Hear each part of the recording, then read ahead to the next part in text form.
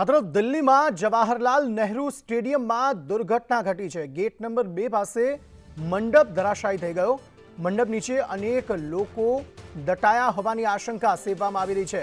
Fire બ્રિગેડની 2 ગાડીઓ ઘટના સ્થળે પહોંચી છે અને જે ફસાયેલા લોકો છે, દટાયેલા લોકો છે, તેમને બહાર કાઢવા માટેના પ્રયત્નો જે છે તે કરવામાં આવી રહ્યા છે। મંડપ જે હતો તે આખો ધરાશાયી થઈ ગયો, જેમાં અનેક લોકો જે નીચે બેસેલા હતા તે અંદર ફસાઈ ગયા છે। ફાયર બ્રિગેડની 2 ગાડીઓ ઘટના સ્થળે ઉપસ્થિત છે અને આ જે ફસાયેલા લોકો છે તેમને બહાર કાઢવા માટેના પ્રયત્નો હાથ ધરવામાં આવી રહ્યા છે। દિલ્હી ખાતે આ દુર્ઘટના જે છે તે ઘટી છે। જવાહરલાલ નહેરુ સ્ટેડિયમમાં એક કાર્યક્રમ ચાલી રહ્યો હતો અને કાર્યક્રમની અંદર આ ઘટના ઘટવા પામી છે। ગેટ નંબર 2 પાસે આ મંડપ જે છે તે પડ્યો છે અને મંડપ નીચે અનેક લોકો દટાયા હોવાની આશંકા સેવવામાં આવી રહી છે।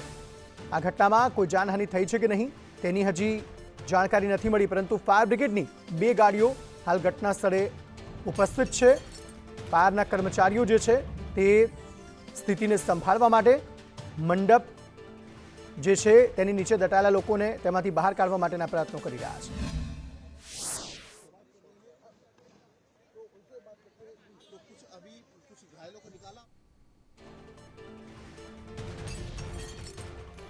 તો આ પરિસ્થિતિ હાલ કે હજુ પણ અનેક લોકો જે છે તે આ મંડપ નીચે દટાયા છે। ઘટના થોડા સમય પહેલાની જ છે ને તેવામાં ફાયર બ્રિગેડને કોલ કરવામાં આવ્યો હતો। ફાયર બ્રિગેડની 2 ગાડીઓ ઘટના સ્થળે પહોંચી છે અને જે ફસાયેલા લોકો છે તેમને બહાર કાઢવા માટેના પ્રયત્નો હાથ ધરવામાં આવી રહ્યા છે।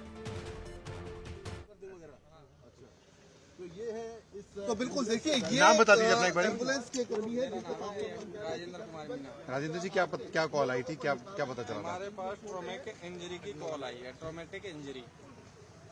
अच्छा, तो फिर जब आप उसके बाद पहुंचे तो फिर क्या लोग निकाले गए हैं, क्या हुआ? हाँ, लोग निकाला, कुछ गाड़ी हमारी निकाल के ले गई है ना। पेशेंट जो पेशेंट मिले हैं, कुछ 1-2 गाड़ियां हैं उधर खड़ी हैं, वो लेके गई हैं। कुछ गाड़ियां हमारी अंदर है, कुछ अभी हॉस्पिटल में है जो पेशेंट ड्रॉप करने गई है। अच्छा, कितने लोगों के घायल? ये हमें नहीं मालूम कितने लोगों के घायल है। कितनी गाड़ी कितनी आ चुकी हैं आप लोगों की अब तक? गाड़ियां जो आपके सामने जितनी दिखाई दे रही हैं, कुछ ये हैं, कुछ रास्ते में आ रही हैं, कुछ हॉस्पिटल ड्रॉप करने गई हैं, कुछ अंदर है। ठीक है, थैंक यू।